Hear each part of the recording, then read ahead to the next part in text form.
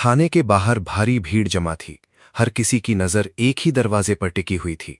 Police station के अंदर बेचैनी का माहौल था और बाहर खड़े लोग तरह तरह की बातें कर रहे थे।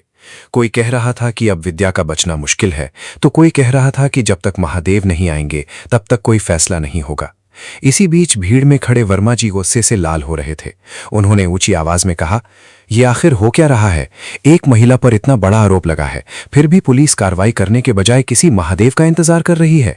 क्या महादेव कोई भगवान है जिनके आने से गुनाह माफ हो जाएंगे? उनकी बात सुनकर आसपास खड़े लोग एक दूसरे का चेहरा देखने लगे। तभी पांडे जी धीरे धीरे उनके पास आए और शांत स्वर में बोले, वर्मा जी, गुस्से में इंसान अक्सर सच से दूर चला जाता है। हो सकता है इस घटना के पीछे कोई ऐसी बात हो जो अभी तक किसी को पता ही ना हो। थोड़ा धैर्य रखिए। लेकिन वर्मा जी का गुस्सा कम होने का नाम नहीं ले रहा था। उन्होंने ताना मारते हुए कहा, धैर्य? कब तक धैर्य रखें? कानून सबके लिए बराबर होता है। अगर कोई दोषी है तो उसे तुरंत जेल भेजना चाहिए।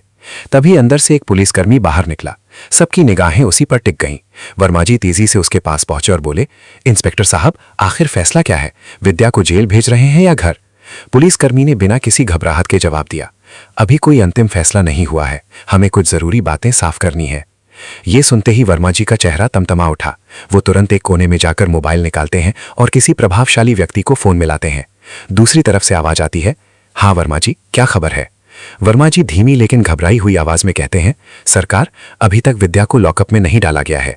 पुलिस वाले बार बार यही कह रहे हैं कि महादेव के आने का इंतजार करेंगे। अगर ऐसा ही चलता रहा तो हमारी सारी मेहनत बेकार हो जाएगी। फोन के दूसरी तरफ कुछ पल तक सन्नाटा रहा।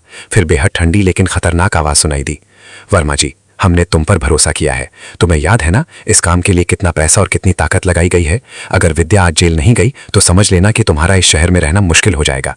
किसी भी कीमत पर उस औरत को सलाखों के पीछे पहुंचना चाहिए। ये शब्द सुनते ही वर्मा जी के माथे पर पसीना आ गया। उन्होंने जल्दी से जवाब दिया, सरकार, हम पूरी कोशिश कर रहे हैं, लेकिन समस्या ये है कि पुलिस का रवैया बदला हुआ लग रहा है। ऐसा लगता है जैसे इंस्पेक्टर का महादेव पर बहुत भरोसा है। वो कह रहा है कि जब तक महादेव नहीं आएंगे कोई कार्रवाई नहीं होगी। फोन पर बैठे व्यक्ति की आवाज और भी सख्त हो गई, तो फिर पुलिस पर दबाव बनाओ, ऊपर तक बात पहुंचाओ। हमें किसी भी हालत में महादेव एंड सन्स को घुटनों पर लाना है। उनका कारोबार, उनकी इज्जत और उनका परिवार सब कुछ बर्बाद होना चाहिए। याद रखना, अगर आज वीडियो बच गई तो कल महादेव हमारे लिए सबसे बड़ा खतरा बन जाएगा। फोन कटते ही वर्मा जी ने गहरी सांस ली और सीधे इंस्पेक्टर के कमरे की ओर बढ़ गए। कमरे के अंदर इंस्पेक्टर फाइलें देख रहे थे। वर्मा जी ने बिना अनुमति के दरवाजा खोला और ऊंची आवाज में बोले, इंस्पेक्टर साहब, आखिर किस बात का इंतजार है? सबूत सामने है। विद्या को तुरंत गिरफ्तार कीजिए। कानून सबके लिए बराबर होना चाहिए।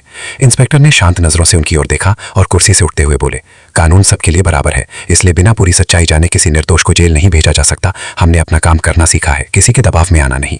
इतने में बाहर से तेज कदमों की आवाज आई। पांडे जी अंदर आए और हाथ जोड़कर बोले, इंस्पेक्टर साहब, मैं हाथ जोड़कर विनती करता हूं, विद्या भाभी पहले ही बहुत परेशान है। पूरा परिवार सदमे में है। उनके घर का कारोबार ठप होने की कगान पर है। आप सच्चाई सामने आने तक थोड़ा समय दीजिए। महादेव भाई साहब रास्ते में है।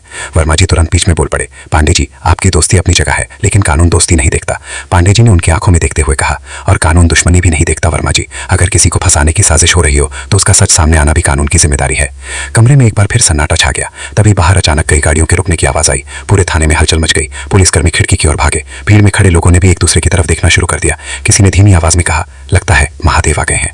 ये सुनते ही वर्मा जी का चेहरा पीला पड़ गया, जबकि पांडे जी की आंखों में पहली बार उम्मीद की चमक दिखाई दी। लेकिन किसी को यह नहीं पता था कि महादेव अपने साथ ऐसा सबूत लेकर आने वाले हैं जो सिर्फ विद्या की किस्मत ही नहीं बल्कि इस पूरे शहर की सच्चाई को